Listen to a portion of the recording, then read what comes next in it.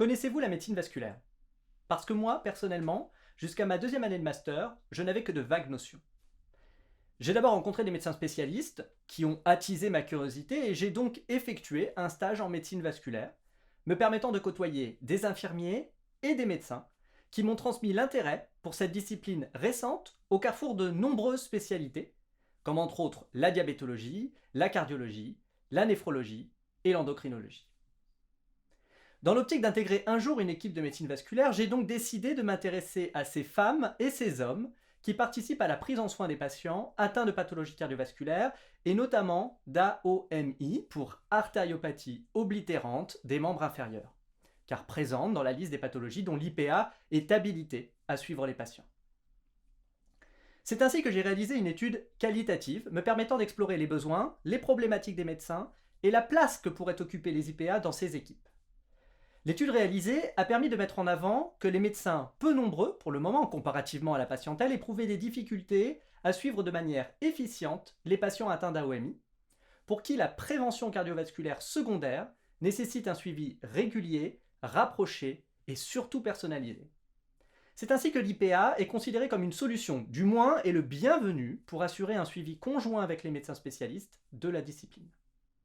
Mais qu'en pensent les autres membres de l'équipe, les infirmiers? Pour répondre complètement à ma question de départ, il est impératif de questionner les infirmiers et d'aller explorer leurs besoins et leur avis sur la question. C'est un travail qui est en cours actuellement sous la direction de mon directeur de mémoire, le docteur Guillaume Goudot.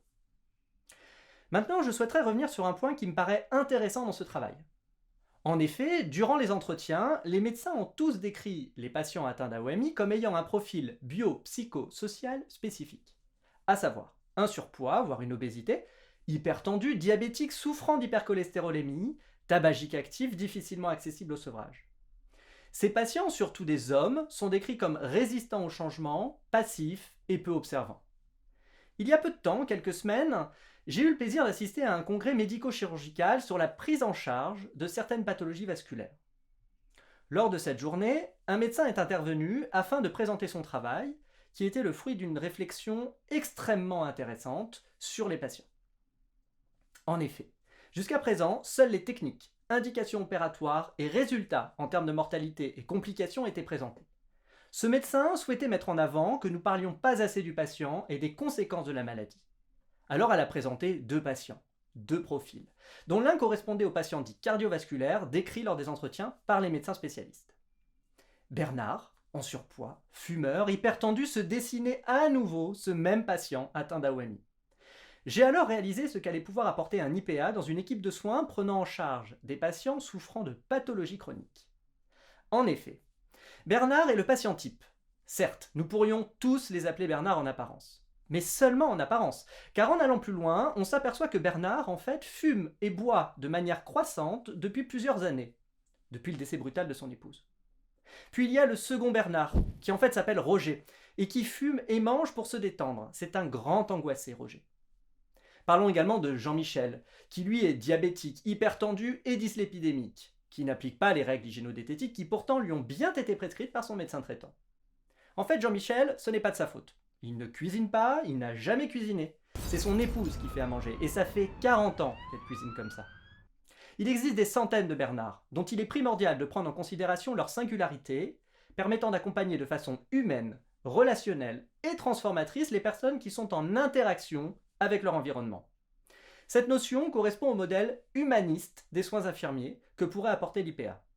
Inscrit dans le courant de l'école de pensée du caring, correspondant au paradigme de la transformation, le modèle humaniste des soins infirmiers considère le patient comme une personne et chaque situation comme unique. Dans cette approche infirmière, il n'existe pas de méthode ou de processus, de formule pour soigner les patients. Chaque patient est évalué et traité au cas par cas. L'apport d'un infirmier en pratique avancée va beaucoup plus loin que la substitution d'un médecin surchargé sur des missions de suivi bien particulières.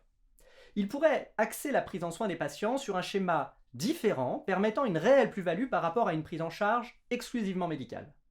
Et ainsi, ne plus soigner des pathologies chez des individus, mais soigner des personnes atteintes de pathologies. Je vous remercie pour votre attention.